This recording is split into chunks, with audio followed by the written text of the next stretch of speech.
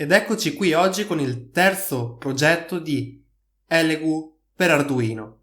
Oggi produciamo suoni, perché sai, quando uno è suonato produce suoni. No, a parte le cazzate, oggi produciamo suoni con il buzzer attivo.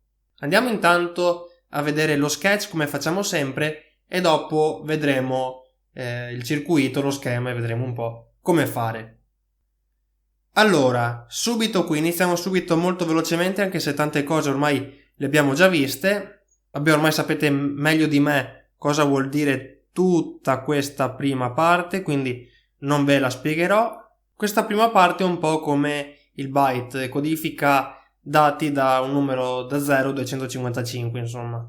Quindi qua, appunto, output a frequency, quindi dà in output una frequenza, che è il buzzer che suona per un millisecondo e poi il buzzer che non suona più per un altro millisecondo. Il problema è che questa cosa crea un'illusione acustica, ovvero cosa crea? Che sembra che il buzzer stia sempre suonando, perché essendo che sta acceso un millesimo di secondo e sta spento altrettanto, chiaramente l'orecchio umano non riesce a percepire un millisecondo di suono e quindi cos'è che fa? Sembra che sia perennemente acceso. E la stessa cosa qui. Come vedete dà in output un'altra frequenza, questa volta buzzer alto per 2 millisecondi e buzzer basso, quindi che non suona più, per altri 2 millisecondi. Anche questa è la stessa identica cosa di prima, cioè fa lo stesso effetto acustico. Comunque questo è il nostro sketch, ora andiamo a vedere lo schema e andiamo a comporre il circuito per fare questo.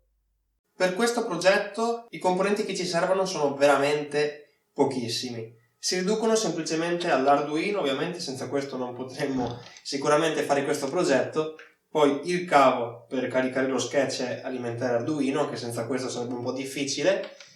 Poi il buzzer attivo, questo qui che è sopra questa carta e poi è polarizzato, perché come vedete un piedino è più lungo, l'altro è più corto. Mentre su quello passivo i due piedini sono lunghi uguali, anche se in teoria anche quello è polarizzato perché sul lato, esattamente come su questo, c'è scritto un più, però ok. E poi due cavetti con una femmina da una parte e un maschio dall'altra.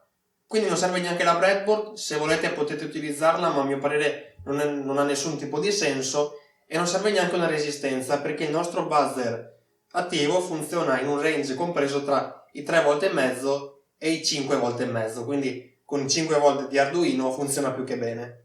Ok, andiamo a comporre il circuito. Lo schema che potete seguire è questo. Non ho trovato un buzzer, diciamo così, giusto. Quello che avete visto è un LilyPad buzzer, però va bene, insomma, l'importante è capire un po' come fare lo schema. Quindi andiamo a collegare i cavetti al nostro buzzer.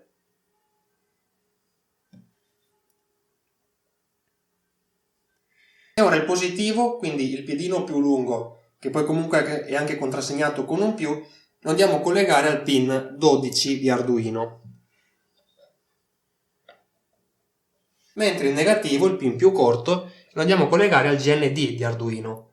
E questo qui è lo schema, non c'è niente di particolare da fare, quindi possiamo andare ad alimentare il nostro Arduino.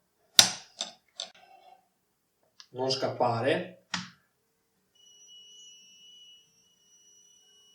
E questo qui è ciò che fa con lo sketch di default.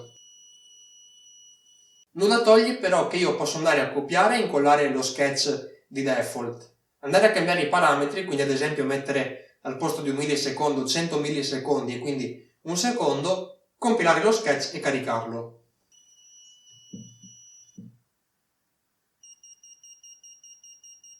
E chiaramente funziona esattamente come il LED, quindi noi, come facevamo con i LED che modificavamo il delay, qui possiamo fare la stessa identica cosa, quindi possiamo modificare i tempi come più ci pare e piace.